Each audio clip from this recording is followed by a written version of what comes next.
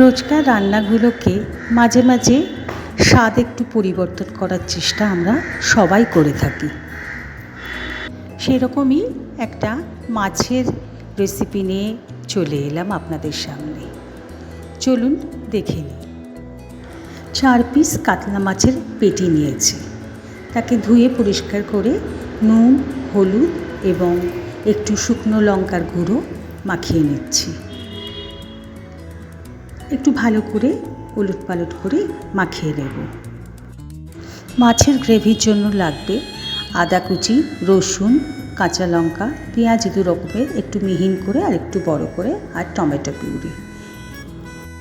আর আছে কাশ্মীরি লঙ্কার গুঁড়ো, হলুদ গুঁড়ো, নুন, গোটা জিরে, ধনে, মৌরি আর 2 এলাচ ও লবঙ্গ। এবারে শিলে বড় করে কেটে রাখা পেঁয়াজ, রসুন, আদা, কাঁচা লঙ্কা, গোটা জিরে, গোটা ধনে, মৌরি, এলাচ আর লবঙ্গ দিয়ে একটু বেটে নিচ্ছি। আমি মাঝে মাঝে অবশ্য শিলে বেটে রান্না করি। আপনারা এটাকে মিক্সিতেও বেটে নিতে পারেন, তাতে কোনো টেস্টের অসুবিধা হবে না। আজকাল তো শিলনোড়া বাড়ি থেকে প্রায় উঠেই গেছে, আর কিছুটা সময়ের অভাবেও সবাই আমরা মিক্সিতেই সমস্ত কিছু বাটাবাটি যা কিছু হয় সবই তাতেই করে নিই। তবে শিলে বাটলে সেটার স্বাদ মনে হয় একটু হলেও আলাদা হয়। বাটা হয়ে গেল, আমি তা তুলে রাখলাম একটা বাটিতে। এবার একটা প্যান নিলাম, তা গরম করে একটু সর্ষের তেল দিয়ে দিলাম। গরম হলে একটু সামান্য নুন ছিটিয়ে দিলাম। এবারে মাছগুলোকে দিয়ে দিচ্ছি ভাজার জন্য।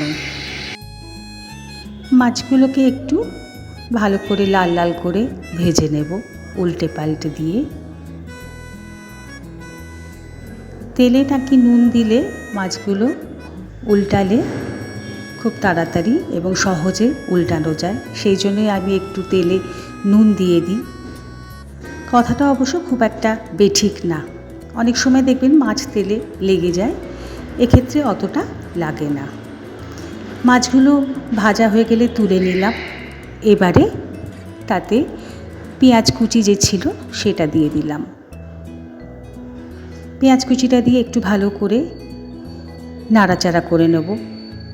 ভালো করে একটু ভাজা ভাজা হয়ে গেলে যেটা শিলে বেটে রেখেছি সেটা তার উপরে দিয়ে দিলাম। এবারে খুব ভালো করে এটাকে নাড়াচাড়া করে নিচ্ছি, যাতে মশলার কাঁচা গন্ধটা চলে যায়। মশলাটা কষাতে কষাতে এর উপরে হলুদ গুঁড়ো, কাশ্মীরি লঙ্কার গুঁড়ো আর নুন দিয়ে দিচ্ছি। আবারও একটু নাড়ালাম। এবারে টমেটো পিউরিটা দিয়ে দিলাম, আর একটু ভালো করে কষিয়ে নিচ্ছি। কষাতে কষাতে এবারে একটু কসুরি মেথি এর উপর থেকে দিয়ে দিলাম। মশলাটা যখন একটু লেগে লেগে আসছে তখন সামান্য একটু জল দিয়ে দিচ্ছি।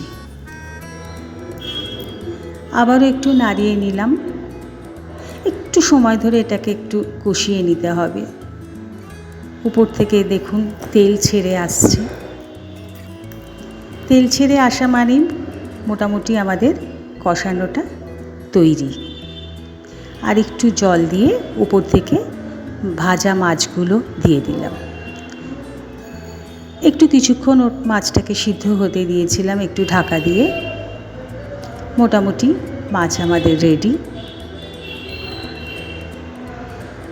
এবারে উপর থেকে একটু ধনেপাতা কুচি দিয়ে দিলাম। রোজকার এই মশলা যে আমরা ব্যবহার করি সেগুলোকেই যদি একটু অদল বদল করা যায়, মানে একটু কোনোভাবে বেটে বা একটু আগে পরে করে দিই, তাহলেও দেখবেন রান্নার স্বাদ কিন্তু একটু অন্যরকম হয়ে যায়। আপনারা বাড়িতে এইভাবে বানিয়ে দেখবেন, সত্যি বলছি অন্য দিনের তুলনায় কিন্তু এর স্বাদ অবশ্যই আলাদা হবে। সাদা ভাতের সাথে এরকম একটা রেসিপি থাকলে আর কিচ্ছু কিন্তু দরকার হয় না।